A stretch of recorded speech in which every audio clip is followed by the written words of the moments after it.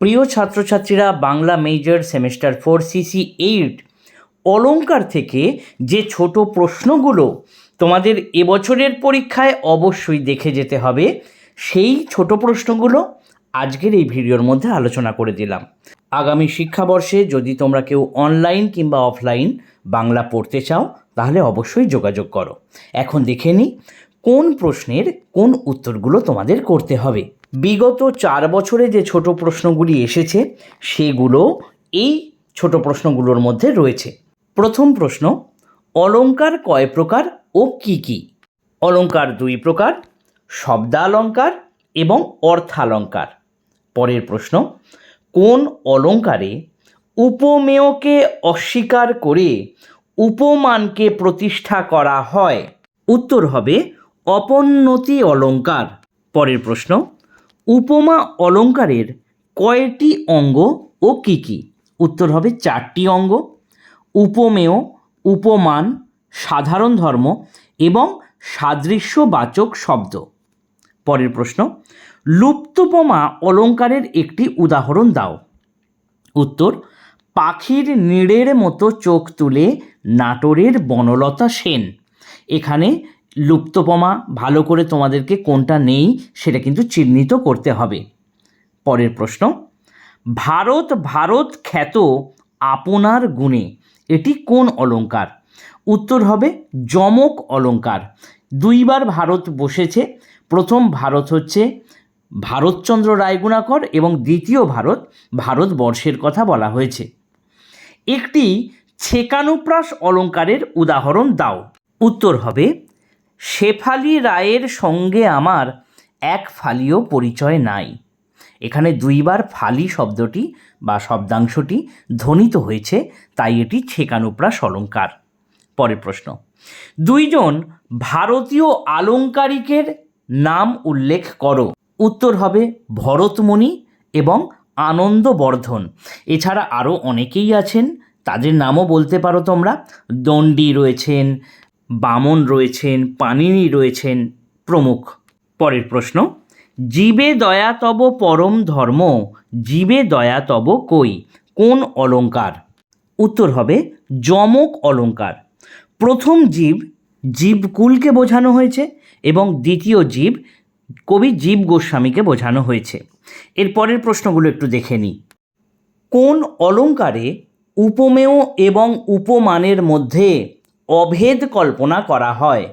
উত্তর হবে রূপক অলংকারে।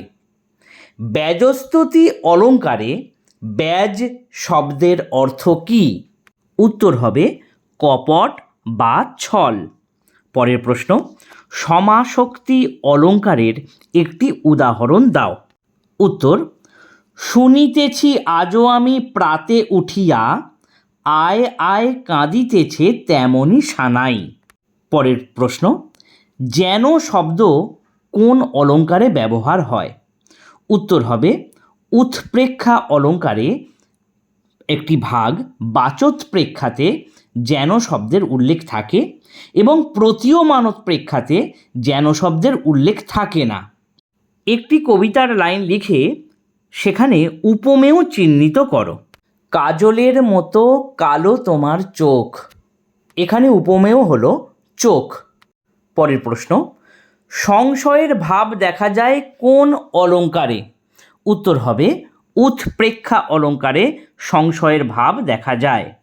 পরের প্রশ্ন, কোন অলংকারে একাধিক উপমান থাকতে পারে?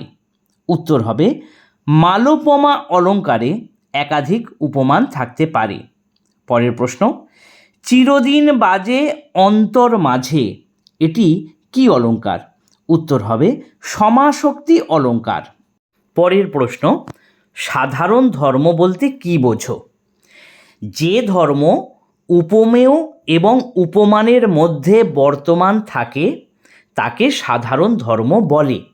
যেমন বাতাসের মতো হালকা তোমার মন, এখানে মন হচ্ছে উপমেয় এবং বাতাস হচ্ছে উপমান। দুটোর সাধারণ ধর্ম হচ্ছে হালকা, অর্থাৎ বাতাসও হালকা এবং মনও হালকা। পরের প্রশ্ন, ফাঁসির মঞ্চে গেয়ে গেল যারা জীবনের জয়গান, কি অলঙ্কার? উত্তর হবে বিরোধাভাস অলঙ্কার। পরের প্রশ্ন, চিতা কাঠ ডাকে আয় আয়, কি অলঙ্কার? উত্তর হবে সমাসক্তি অলঙ্কার। পরের প্রশ্ন, বাংলা অলঙ্কারে ব্যবহৃত দুটি তুলনাবাচক শব্দের উল্লেখ করো। উত্তর হবে সম এবং মত। পরের প্রশ্ন, কি সুন্দর মালা আজি পরিয়াছ গলে প্রচেত, কোন অলঙ্কার? উত্তর হবে ব্যজস্তুতি অলঙ্কার। পরের প্রশ্ন, প্রশংসার ছলে নিন্দা করা হয় কোন অলঙ্কারে? এটা এভাবেও দিতে পারে, নিন্দার ছলে প্রশংসা করা হয় কোন অলঙ্কারে? উত্তর হবে ব্যজস্তুতি অলঙ্কারে। 24 প্রশ্ন, পড়ুক দুফোঁটা অশ্রু জগতের পরে যেন দুটি বাল্মীকির শ্লোক, কোন অলঙ্কার? উত্তর হবে বাচোৎপ্রেক্ষা অলঙ্কার। এখানে কিন্তু উৎপ্রেক্ষা অলঙ্কার লিখে আসলে আমার মনে হয় না তোমাকে পরিপূর্ণ নম্বর দেবে, তাই যেটা ভাগ সেটাই কিন্তু লিখতে হবে।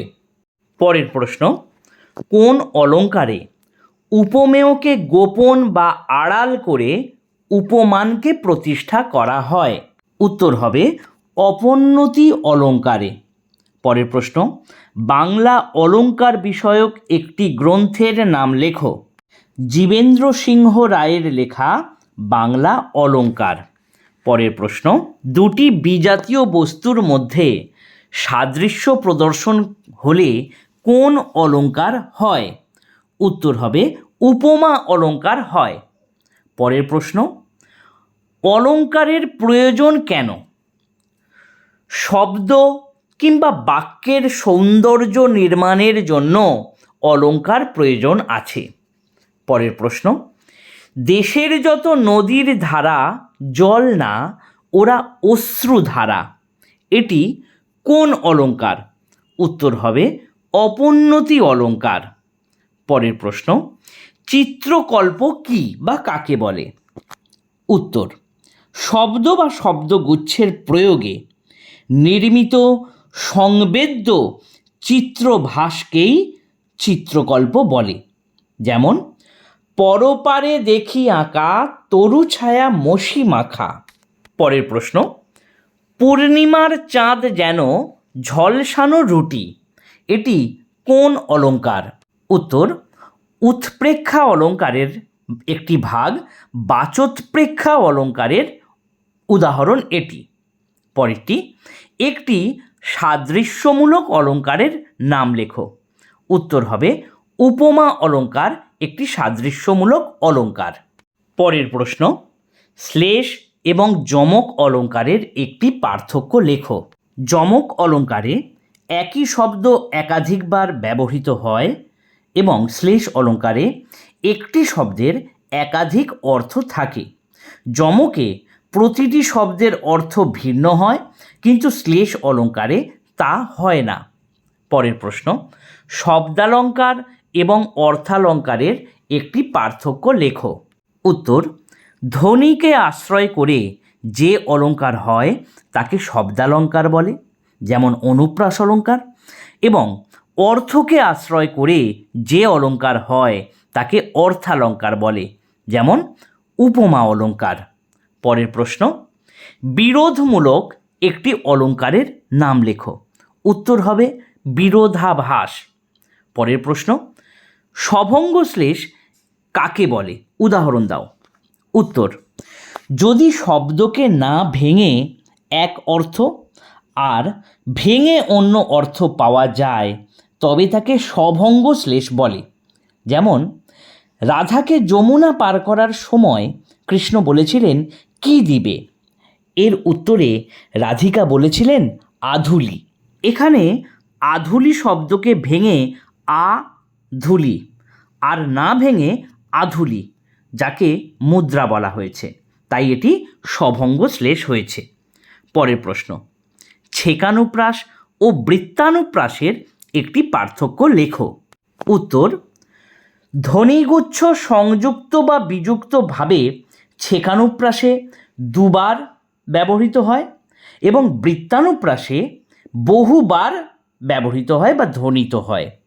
আশা করছি বুঝতে পারলে ব্যাপারটা। এই রকম আরও কয়েকটা করে যেও। পরের প্রশ্ন, একই ধ্বনি বা ধ্বনি গুচ্ছের, এখানে ধ্বনি বানানটি একটু ভুল রয়েছে, একটু দেখে নিও তোমরা। একই ধ্বনি বা ধ্বনিগুচ্ছের পুনঃ পুনঃ বিন্যাসকে কি বলে? উত্তর হবে অনুপ্রাস অলঙ্কার বলে।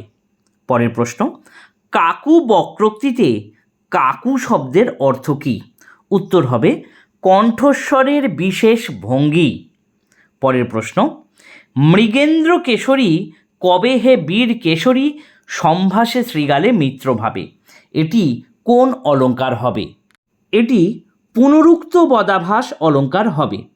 মৃগেন্দ্র শব্দের অর্থ হচ্ছে সিংহ, কেশরী শব্দের অর্থও হচ্ছে সিংহ, কিন্তু বিশ্লেষণ করলে দেখা যায় মৃগেন্দ্র শব্দটি এখানে ব্যবহার হয়েছে পশুরাজ হিসেবে এবং কেশরী শব্দটি ব্যবহার হয়েছে সিংহ হিসেবে, তাই এটি পুনরুক্ত বদাভাস। আশা করছি তোমাদেরকে বোঝাতে পারলাম। এই রকমভাবেই কিন্তু তোমাদের পরীক্ষায় ছোট প্রশ্নগুলো আসবে। তোমাদের যদি কোনো রকমের পড়াশোনা সংক্রান্ত সমস্যা থাকে, তোমরা যদি কেউ অনলাইন কিংবা অফলাইন পড়তে চাও, তাহলে ডেসক্রিপশন বক্সে আমি হোয়াটসঅ্যাপ নম্বর দিয়ে দিয়েছি, তোমরা যোগাযোগ করতে পারো। ধন্যবাদ।